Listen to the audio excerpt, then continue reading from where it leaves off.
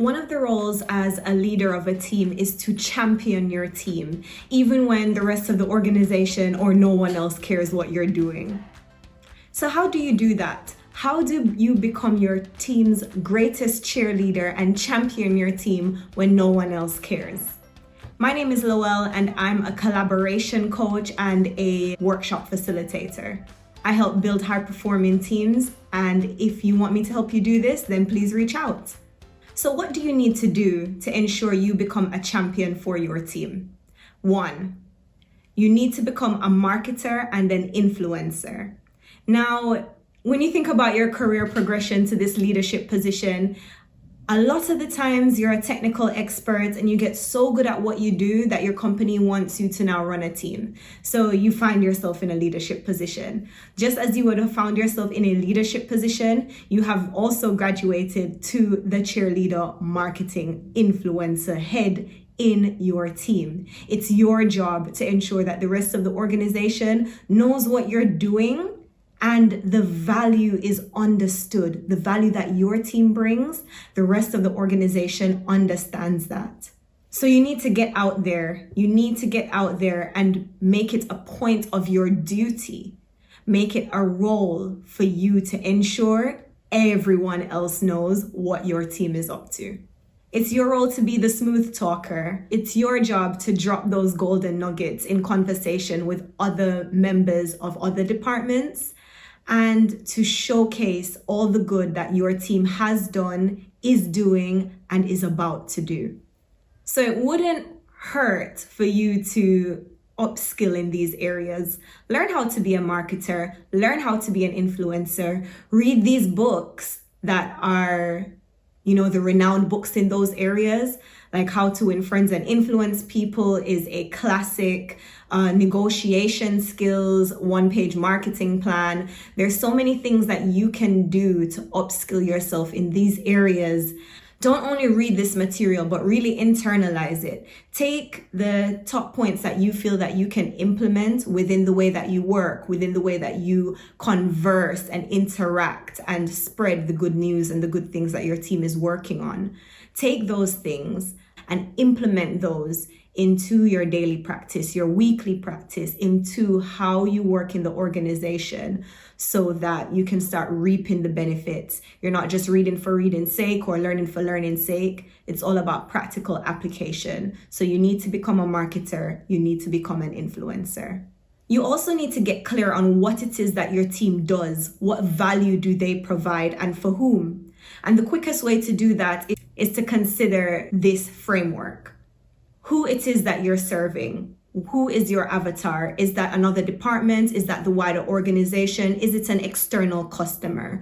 Really understand and get obsessed with who your key stakeholder and customer or client is. Then you need to understand their desired situation versus where they are now. So what is their current situation? What is their desired situation? And how does your team plug the gap between the two? Get clear on that message. Get clear on the value that you add and to whom. You need to become your customer. Step into their shoes and become your customer. You need to show that you know your customer. Become obsessed, as I said, about your target client, what it is that they like to do, what are their major pain points, what's keeping them up at night, what's stopping them from getting them to their goal. So if it's the case that your team is the IT department and you're providing technological solutions to help make the company's work easier, you need to communicate this. Show the company that you understand them so that when you put forth a solution, they lap it up because they understand. They know that you understand their need. You need to show off your cultural values. What is it that your team stands for? What is it that makes your team your team? You need to be clear on this. What's your USP? What makes you unique? And then communicate this to the wider organization. See your team as a brand. This comes back down to the marketing side of you. You need to see your team as a brand and push out that message for the organization to see. My team is a brand. This is what we stand for. These are our values. Be sure that you're constantly showcasing this, not only by saying it, but by showing tangible examples of your team living out their values. You need to think about how you want people to view your team, how you want them to speak about your team, and how you want them to interact with your team. Paint this picture and make it clear and vivid. And then once you understand that picture, then you're able to work backwards on what needs to be done for these things to happen. What needs to be true for people to think my team is quick at responding and cares about the end customer? What do I need to do to make people say my team is a great team to work with? What do I need to do? What needs to be true to make people choose and shortlist members on my team to do high-profile org-wide initiatives?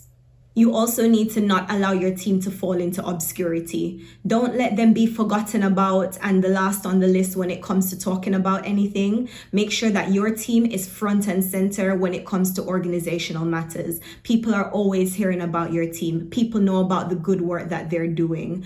Be sure to be a constant cheerleader. You need to be consistent with this and make sure that your team does not fall into obscurity. The worst thing is no one knowing about your team. Make sure this doesn't happen. You need to be honest and transparent about mishaps. It's great when you're celebrating your team for all the good work that they do, but likewise, and conversely, when they are failing at something, make this known. Failure is not a bad thing. Failure is learning. Reframe any failure as learning for your team and communicate that in a positive light to the rest of the organization. This builds trust. They know that they can trust you because you're honest about when things go wrong.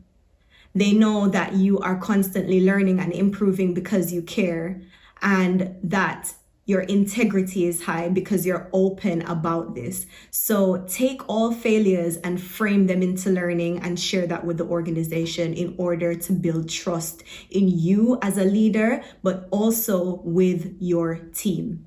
Failure is an opportunity to learn. Be sure to acknowledge this and celebrate this within your team and with the wider organization. Have that thing that you guys do well. When people think about your team, they think this thought about your team. They know that when it comes down to this one thing, your team does that extremely well. This creates pride and purpose within your team. It also gives them a sense of character and definition. This is what defines us. This is what we can get behind. And your values do that, but it's the tangible things that your team does that make them the talk of the town. So if your team is great at organizing parties and get-togethers and socials, then let your team be known for that. Oh, I want to go to this team social because they organize the best ones. They're really great at events. They're really good at prizes for the organization. They're really good at their keynote speeches to the rest of the organization. It could be anything at all, but what is your team known for? What are they good at? And celebrate that. You need to be your team's biggest fan, and you need to defend their honor. As the leader of the team, if something goes wrong, you need to be the face of fixing that. Take all of the pressure on you as the leader and protect your team. Defend their honor. If they do something right, celebrate them. If they do something wrong, take the hit yourself and say, we will sort it out as a team. Do not pick a member of the team and conflate all of the errors and push it to them. As a leader, it's your responsibility to take the hit, so do that. And you will be respected by your team. They will bend over backwards for you. They will get the work done, I promise. It's a great opportunity for you to build trust. Make sure that you are celebrating your team, you are championing them, and you're protecting them from downfall and criticism. If you enjoyed this video, please give it a thumbs up. And if you haven't already, please subscribe to the channel because it really helps the channel to grow. And it tells me that you're enjoying the content and you want to see more. So let me know, do you want to see more? Be sure to connect with me and to reach out if you have any questions. Also, if you haven't already, check the show notes and subscribe to our newsletter. It comes out once a month, and when we're having live events like webinars and workshops, which are very limited when it comes to spaces, we don't want loads of people on our workshops. It needs to be intimate so that you can get as much learnings from it as possible. Then you need to sign up to the newsletter. So please do that. Check the show notes, and I will see you in the next one. Thank you for watching.